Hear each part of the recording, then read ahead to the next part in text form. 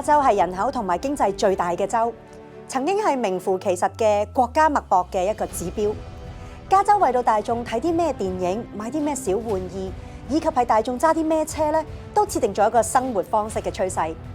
佢甚至係主導咗政治改革，例如1978年嘅第13號提案，嗰個提案係保護房主免受財產稅失控上漲嘅影響。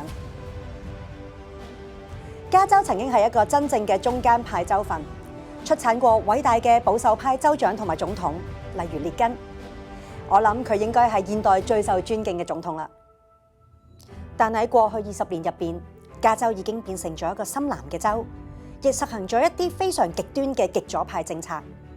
登記選民入邊，民主黨同埋共和黨人數嘅比例為2對1。全州級別嘅官員入邊冇一個係共和黨嘅人。加州擁有全國最高嘅稅率、最高嘅汽油價格、最多俾人拉而唔需要保釋金就釋放嘅罪犯、最多嘅無家可歸人口，同埋最多嘅非法移民人數。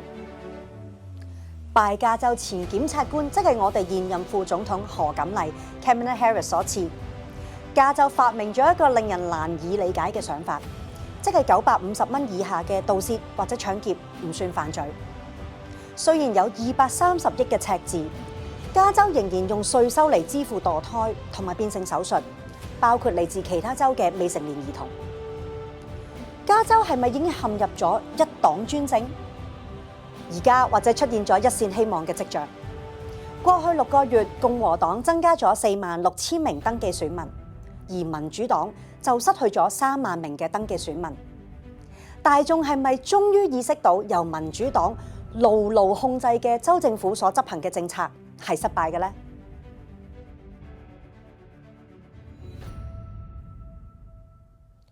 大家好，我係日光之下嘅節目主持梁柏恩，我係支持。喺今日呢個日光之下嘅節目裏邊呢，我哋好榮幸能夠向各位觀眾介紹 Mr. Sean Steel。Steel 先生佢曾經喺2001至2003年期間擔任過加州共和黨嘅黨主席。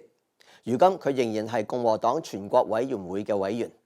佢同佢嘅屋企人幾十年嚟一直熱衷參與政治，服務社群。佢嘅美籍韓裔妻子 Michelle Steel 目前係代表橙縣選區嘅一位國會議員。佢嘅2個女都曾經喺籌劃國際或者國內政策嘅機構入邊擔任義工。Sean, thank you for having us. Let's start this interview with a personal note. You and in fact your entire family have been very much involved in politics for decades. Would you mind sharing with us what got you started and why? I started when I was a student at Van Nuys High School. I saw something on TV with the World Christian Crusade against Communism. That was kind of strange. They were having a big meeting at the Shrine Auditorium in downtown Los Angeles. Ronald Reagan was a speaker. John Wayne was a speaker. Some ex-communists were speakers. It was just like a whole new world. And I must have been in 10th grade. And I said, this is amazing. And I didn't appreciate, I've always been for the underdog, the person that's getting beat up. And I was hearing these stories about what communists were doing in Eastern Europe and in Hungary. And this is, you know, the same time that Cuba was being taken over. And I was horrified. So I ditched school the next day, took 3 buses to downtown LA, and it changed my life. And I said, this is a cause worth working and fighting for. And that's what got me into politics, was basically opposing communism. Amazing. But that's pretty much international politics, right? To actually get involved with activities, how do you get involved with the domestic politics? Well, you're looking for an outlet. And so I started finding people at the Shrine Auditorium and other locations where they shared my values. And I wasn't sure if I was a Democrat or a Republican. I didn't know the difference. But I quickly found out that the Republicans, I shared their values much more with than the Democrats. And this guy named Barry Goldwater was running for president. So I read his book, and I said, oh, this is amazing. Then they had Goldwater headquarters. And as a high school kid, I just went in and got totally involved and did what I could do on a very amateurish, knocking on the door level, but learning so much. And you had to read, you had to study. And I saw Barry Goldwater speak. In fact, I heard Ronald Reagan speak for Barry Goldwater. And that started off my career in the Republican Party, but into domestic politics. And then I learned a lot more. I learned about economic freedom. I learned about First Amendment and free speech. I learned about freedom of religion. I learned about the Bill of Rights. So yeah, it started with communist oppression, but I had to discover what our roots are in America and why they're valuable. I'm sure you would agree that the American political landscape has changed tremendously these past 40 years.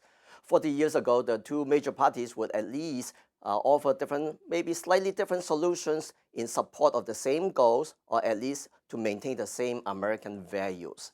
Nowadays, however, people don't even seem to agree on what those values should be. What has brought us to this point? Especially in the last 3 years, it's gone so upside down. We see men pretending to be women by wearing a dress and demanding that they be called a woman, which is so, it's obscene, it's strange, and it's unhealthy. And yet you find universities, medical schools, smart people saying, oh no, it's okay, you can change your gender just on a whim. And they're going against fundamental biology. It's so upside down. Now we see police are afraid to arrest criminals, literally afraid to arrest criminals. So what's the message to criminals? I think in any society, 5% of the people are ongoing professional full-time criminals. They got to be watched, surveilled, put in jail when they're wrong. But once you tell that 5% there's no penalty, then they really are busy. And we see the lawlessness and the crime, especially in cities. And it's very unfair for immigrant minorities that can't protect themselves, for senior citizens that can't protect themselves. It's unfair to anybody because the police are not available as much, and the police can't arrest. And if they do arrest, the person, the criminals let out of jail. So it's an upside down world of values that, you know, just normal things. Democrats did not believe in these things. And then we'll mention Israel. We have found, because Israel was attacked in a very evil, medieval way, you know, people were slaughtered and tortured for no reason, and they're mostly women and children. We find that there's a lot of people in America that hate Jews. And they didn't care. In fact, they're having rallies saying, gas the Jews, Hitler was right. And honestly, I never thought I would see that. So it's in the 40 years, there's been a dramatic change, but a part of the Democrat Party called progressives have really gone crazy. I mean, really, literally but crazy. Why though? It begs the question, what happened? Every country, empire, nation has a beginning, middle, and the end. And this is the issue. Is America at the end the most successful democracy in world history? Are we at end times in America where people got fat, lazy, taking things for granted? I'll give you an example. Just this week, Brown University students are upset with Israel, so they went on a fast for 12 hours. Good for them. Well, if I don't have breakfast, I'm on a fast for 12 hours. So for 12 hours, they said, we're so good, virtual signaling. These are pathetic, craven, shallow individuals going to an expensive school. They will not be employable. Very self-righteous. Because if they were only self-righteous, they're pathetic. A 12-hour fast. You know what a fast is? 40 days and 40 nights. That's a fast. Not drinking water for a week. That's sincere. These are superficial, you know, rich kids that never had to work, that were, you know, they're part of another generation. It's not all of them. It's a very small group of them, but they're getting all the publicity and the attention. But the worst part is they're viciously anti-Semitic and anti-America. They hate this country. Yeah, well, I certainly worry about the young people, but I cannot help but think that behind the scenes, there are a lot of adults who try to nurture a generation of young people like that. Yeah. It's intentional. It's not by accident. Well, Marxism, communism, socialism has been inflicted on the human race for 200 years. There's a lot of smart people and now wealthy people. You can see many of the billionaires that became instant billionaires in their vision, and they got they became a billionaire 27, so their brain isn't fully developed, and they think it's an easy fix by having everybody listen to them. They will put out the proper word, the proper analysis, and if they don't like what they hear, they cut you out of their, they cut you off of social media. So there's a totalitarian instinct, but then there's other rich ones that inherited vast sums of money, like the Soros family, many other families, and they think they're elite and smarter than the average working person. They don't respect the person, the plumber that makes things with his hands. They don't respect the truck driver. They don't respect the person without a college degree. They think that they are superior and they can teach people or tell people at the bottom. COVID turned out to be such a disaster policy. And now we've discovered many of the controls were completely unscientific and unnecessary, but they'll never admit it. Do you see hope for reconciliation? What would be the prerequisite for restoring civility in our political dialogue, or perhaps even more importantly, for restoring a consensus on what those American values are to be? That's a very big question, and I don't have a good answer, and I'll tell you why. Is there any possibility that is Israel and Hamas can work out a living arrangement? There's no possibility. Hamas has received billions and billions of dollars from Arab states and America and the United Nations. And they built the most sophisticated underground military network we've ever seen. It's bigger than the London subway. It's huge. Billions of dollars been put in. And the people making the tunnel were Gazan people, not just Hamas. So a whole army of people in Gaza were doing that. And what was the purpose of the underground tunnels? It was military and to destroy not just Israel, but Jews. So for 20 years, they've been playing the game. Oh yeah, we can work things out. Yeah, we'll try to cooperate. But their instinct, their desire, their political agenda was absolutely to slaughter Jews. And that's been true since 1948, or actually longer than that. Well, they have been arch enemies for 2,000 or 4,000 years, in fact. Yeah, right? well, no, I wouldn't say that, but I would say since the rise of Islam in the 7th century. Okay, so 2,000 years, yeah, 1,500 years. Yeah. But you can't make a deal. You can't sit around and shake hands. Was Chiang Kai-shek going to make a deal with Tojo? No, one side had to win. So sometimes you can't have reconciliation. Sometimes you can. What about America? Democrats versus Republicans? Well, there is a certain faction of Democrats that are so extreme that you can't reason with them. But there's also a faction of Republicans that are so extreme and alienated. When you get alienated and you're viscerally turned off and your heart is not there, then you have this polarization. Now, we have some history. In the Civil War, my family fought for the North. They were Republicans. But right before the Civil War, there was extreme polarization that was violent. There was outbreaks of violence, mass violence throughout the country. We're not there yet. Not yet. Pretty close, though. But once slavery was abolished, after a horrendous Civil War, of 600,000 Americans killing each other to liberate another race of people. By the way, has that ever happened in the history of mankind? Has one race of people fought each other to liberate another race of people? Never in Africa or China or Europe. Never. Only in America. That's a good observation. So America cleaned itself, purified itself with blood, and then there was some reconciliation after that. I don't know what we have to do here. I don't see civility, because many Americans feel we're losing our core, our values, and our heart. And I feel that very strongly. It's not just an attack on Republicans or an attack on Trump or an attack on conservatives. It's an attack on Christianity.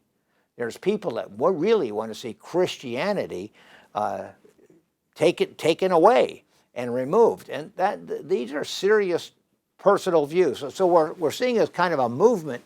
People are moving, physically moving from one area to another. So this polarization is kind of increasing.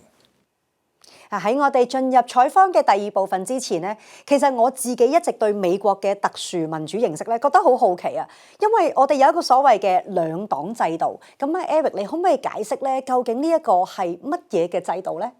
喺議會制度之下，譬如喺英國，佢哋嘅立法會裏邊有好多唔同嘅黨派，只要佢哋係多數黨咧，就可以選出嗰個作為國家元首嘅首相啦。換言之，雖然司法權仍然係獨立嘅，但係呢個行政權同埋立法權咧係冇分開嘅喎。咁由一個政黨咧同時掌控呢兩種嘅權利，當然佢哋亦都仍然有可能咧係由另一個黨派選出嚟嘅一個總統，但係呢個總統只不過係冇實權嘅一個國家元首。嗱，由於議會裏邊有好多唔同嘅政黨，所以經常出現嘅情況就係冇任何一個政黨擁有絕對嘅眾數。咁佢哋為咗要組成呢個嘅聯合政府咧，就將嗰啲內閣嘅好多唔同嘅職位咧分配俾唔同嘅黨派嘅成員嚟到分享權力。因此咧，可能喺英國，譬如有一個保守黨嘅首相領導，但係咧佢嘅內閣裏邊咧有一啲比較細嘅政黨嘅財政部長或者內政部長，如此等等。相比之下，喺一個總統制裏邊咧，美國嘅總統咧係有權挑選所有佢嘅內閣成員嘅。而呢個總統嘅誕生，由於係獨立於參議員或者眾議員國會嘅誕生啦，因此咧行政權同埋呢個立法權同埋司法權係真真正正嘅三權分立，係一種更加安全嘅民主形式。嗱，總統制第二個優點咧，就係喺唔同嘅內閣成員裏邊，佢哋之間發生政策有衝突嘅可能性係非常之少嘅，因為總統對所有嘅國內同埋外交政策都擁有最終嘅決定權，而所有嘅內閣成員都係直接服務於佢。嗱，咁呢個總統制比起議會制，相對嚟講咧，係會一個更加穩定嘅政府嘅形式，唔存在有所謂喺組成一個聯合政府啦。突然間啲內閣成員彼此嗌交，意見不合，往往咧就要逼住佢哋解散國會，提前大選，一個咁樣嘅情況出現。嗱，但係因為只有一個人可以贏得總統呢個崗位，係咪？唔似國會裏邊有幾百個嘅成員嘅，所以一啲比較規模細啲嘅政黨咧，佢哋咧就覺得好難可以揾一個候選人出嚟贏到呢個總統嘅崗位。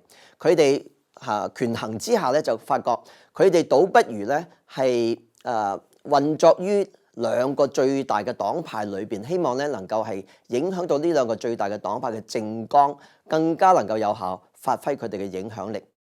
呢個就係點解美國最終就出現咗只有兩個主要政黨，就係共和黨同埋民主黨嘅原因啦。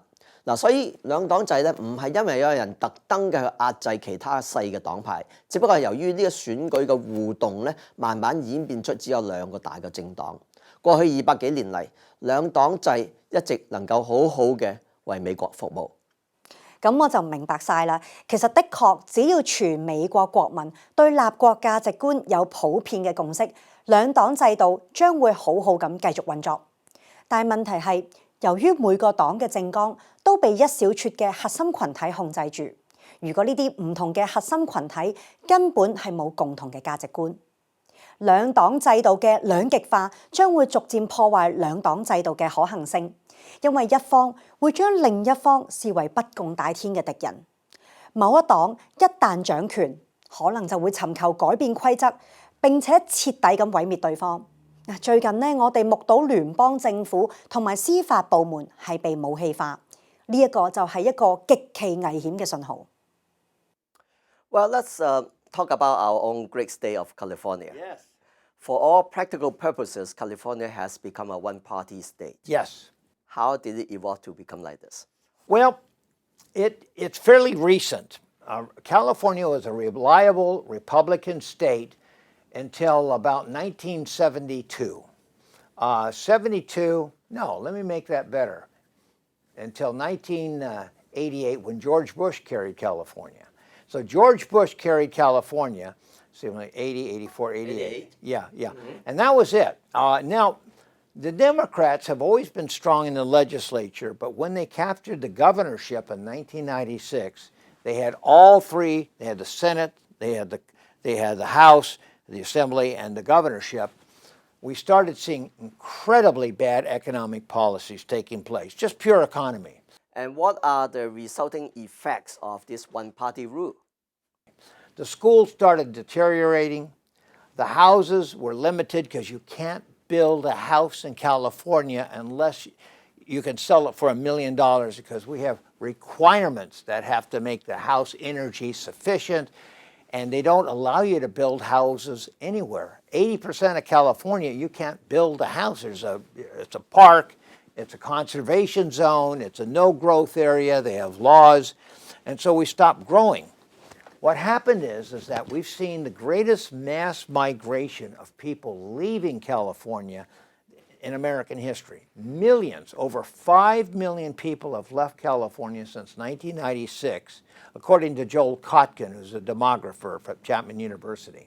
And most of them are the more Two-thirds. conservative. Two-thirds. Two-thirds of them are conservative. Okay. Younger with families. And the key reason is, I see. it's not even political necessarily. Texas, you can get a house for a third as much as California, safe schools, good schools, and safe neighborhoods, and a job that pays the same amount as California. In California, many of our young people can't buy a home they were born in. Now, that's never happened in American history. The next generation always does better. That California dream has now been turned off. So we're finding California losing congressional seats, losing population, and you're finding them. So I'm on the Republican National Committee, so when I see my friends from across the country, I said, I'm sending you more conservatives to Texas. I want to thank you. More conservatives to Carolina, to Florida. And we export Republicans. And not 100%, but 2/3, according to the governor of Texas, Governor Abbott, says they're voted for him. And they can track the data, so it's not a mystery. I see. So it's economic is the first thing. Then you look at social. Is this a place, do you want to drive your kid to the movie and have a bunch of bums accosting your family? Do you want to live in a suburb when your car could get carjacked? Do you want to live in an area where your friends are leaving because of the same issues? Then you look to see what the economics are. Well, Silicon Valley has maybe 100,000 good-paying jobs of a population of nearly 30 million. That's not enough. If we could drill oil in California, it'd be one of the most bountiful states in the world. And that would create hundreds of thousands of jobs with a high school degree. But we stopped drilling for oil 40 years ago. So we stopped the good jobs for people with high school degrees. Some elites can make good money, but even San Francisco, who wants to live in San Francisco now? Not nowadays. Yeah. Okay, so the picture is the more conservative-leaning families, in particular, left. Those who stay behind are the more liberal-leaning ones, and then we have, of course, the illegal immigrants. Has it become self-sustaining? It becomes a vicious cycle? Well, we have more homeless people in California than half the country, than the rest of the country combined. We have half of them. We have a far greater percentage. And now we're paying medical bills for illegal immigrants. I don't mind people getting health care. I don't want to hurt anybody. But if I was illegal, I would go to California because everything's basically free. But now that California, unlike the rest of the country, including New York, now they get a Medi-Cal card. And so how do you turn that down? You'd be crazy to live in a poor country and not want to go and get something for free. So that's why we have millions, some 8 or 9 million have come since Biden has been president. That's going to change America, maybe not for the Well, how can we reverse the trend in California? Or is it even possible? Okay. On a macro basis, you have to be involved in the most local possible level. Don't try to get the governorship. Don't try to get a statewide office. Get a local assembly. I'll go better than that. School boards and city councils. School board, city council. They don't have that much power, but it's something. It's a platform. They're nonpartisan, so you don't have an R or a D. And they're smaller. They're districts now. It used to be a city of 50,000, now has 5 districts for the most part. So now it's 10,000 people you have to talk to. It's cheaper and easier to talk to those people and get elected. You could be a candidate. you could get elected. So we need to have a grassroots, what I call grass tops. Grow up a little, run for your local. We have 1,000 school districts in California, 5,000 elected positions. Run for one of those. That's a lot of opportunity. Then you learn how the government actually works. You may not have a lot of power, but you'll have a lot of ability to help kids and help your community. That's where it starts. I believe bottom up is the best answer. Mm-hmm. But I'm sure the Democrats are telling their people to do the same thing. Absolutely true. What they generally do is they get people from union organizers, and then they pay them a bunch. Then they pay for their campaign. We have campaigns in Orange and Glendale, ferocious campaigns. Our people tend to be business and professional working people. Their people tend to be staffers and assistants for legislators. Right. So you have two different mentalities. And they have more free time in general. Well, they have free time, and then they get this vast amount of money from the unions. Correct. Too. Correct. But we're beginning to win these positions. We captured over 400 school board seats in 2022. We've grown from 7 members of Congress to 12. That's a big growth. So in terms of actual statistics, are you starting to turn the tide? Republican registration has been declining.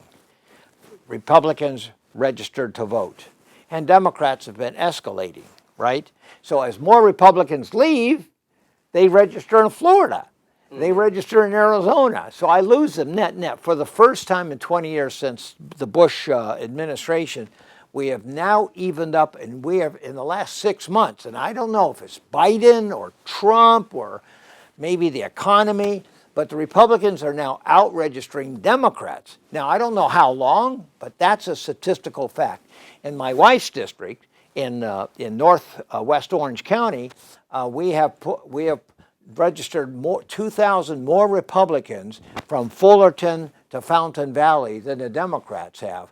And this district has been sliding into the Democrat column for years. So that's objective facts. And we're also finding that most of our candidates for city council and school board are Asian Americans of every kind of Asian. South Asians, Southeast Asians, East Asians, all sorts. And they're Republicans on the local level. And that's how Michelle got started. We didn't know there'd be so many locally elected Republicans. And that's been a big help. That got us really closer to the communities. Michelle has 16 cities that she has to campaign in. And each city is unique and different. They don't really talk to the other city. I see. So hopefully a lot of people are finally waking up to the need to be personally involved. I think it's out of desperation. Yes. Because not everybody can choose to move to Texas or, That's right. or Florida, right? We are stuck in I'm a lawyer, and I'm not going anywhere. I'm not going to practice law in Texas. I'm going to practice law here. Correct. So if you got a business that's dependent on people, but if you're doing IT, you can go to anywhere you want. If you're a computer whiz. But that's why it's appealing to a lot of younger people. They want to start their business in a free state. What about outreach to the Hispanic community? Even including those future voters. Maybe today they're illegal immigrants, and they feel certainly indebted to the Democrats. Michelle does well with Hispanic voters, and I'll tell you why. And this is my expertise is northwest Orange County, which is suburban but not rich. It's not Newport Beach, it's not Huntington Beach, it's Fullerton, it's Buena Park. But the immigrants are buying homes. Smaller homes. If you're Hispanic, you bought a home and you have children and you send them to Catholic school, you're going to vote for my wife. Because the values are there, they're Christians, they believe in a strong family, they own a home. Half the Hispanics in Michelle's district own a home and are very family oriented. We consider them our voters. And we're also seeing nationally Trump is attracting more and more Hispanic voters and black male voters because they like the fact that he stands up. He says, I think, some crazy stuff from time to time, but they like his braveness. They like his bravado. They like the fact that he's not wishy-washy. Right. And we've seen real trends, not just in California, but across the country. And the Democrats are afraid they're going to lose. They're going to lose Latino votes. And if they ever lose more than 20% of the black vote, 20%, they can't get elected to anything. That is their greatest fear, losing the control they have on black Americans. Yeah, but personally, I've always wondered, the Hispanics are largely Catholics. Yes. And they're heavily family-oriented. Yes. Why are they traditionally so much leaning towards the Democrats? Well, There's no reason for it, except for Cubans generally vote Republicans, right? The Cubans had a real experience with communism. Okay. And Venezuelans and other South Americans, so they have a better understanding. Mexicans historically haven't had that kind of communist depression. So it's mostly economic, and frankly, the Democrats have had better messengers. They've had union organizers that speak Spanish, that have been nice in inviting. Republicans failed to do that. Republicans are kind of mind your own business and do your own thing and I see. Don't bother me. Well, Republicans, like my wife, they have to learn to work with other communities, speak to them, show up at their events, and help, and not just be some distant person like, you're on your own, buddy, don't bother me. The Democrats are very smart that way, but they're losing them because now once you own a home, you don't want your home invaded. Once you own a home and you have children, you don't want your kids to learn about weird sex issues when they're 12 years old. So now they have common sense values. That's why Republicans are getting most of the union vote. We get union votes, sure, because they're middle class folks. They don't, they have homes, and they have. It's no longer about race as it is about class. So more middle class, good for Republicans. Less middle class, bad for Republicans. What about the illegal immigrants? Can we educate, or have you been trying to educate them to outreach to them, to tell them, hey, that's not just one party in California, there are two. Now, see, you're thinking like 2 or 3 generations ahead. I don't know, don't have an answer for that. I don't know if illegals are going to be able to integrate successfully or not. Some will, some won't. Right now, there's no screening. In my wife's family from Korea, one person had to wait 10 years, did all the paperwork, took the medical exams, paid all the fees, but their time just didn't come up. 10 years of their life was gone away waiting to come to America. I've seen people, Filipinos, that would wait until the relative died and they couldn't get to America in time. So it's so blatantly unfair. There's millions of people legally waiting their turn, but the illegals are pushing them out of the way. So it's like an upside-down system. The first generation illegal immigrants may not be voters themselves, but their That's right. children will become voters That's in right. 10 years or less. That's true. Yeah. And that's something and again, it becomes class. If the child is poor, poorly educated, depends on the government, doesn't have a good place to live, doesn't have good resources to make a job, probably going to be Democrat. On the other hand, if the child is gifted and they have a loving family, 2-parent family, and they're able to go to a charter school, which is popular, or a private Catholic school, chances are they'll be more Republican. So it becomes a class. But if you're going to be always poor, surrounded by drugs, surrounded by gangs, surrounded by guys that have too many tattoos on their body, that's not a good outcome. You're going to be, maybe you want to be a gangster. And we discovered something, gangsters don't vote. Sometimes they run for office, but they don't vote. Okay.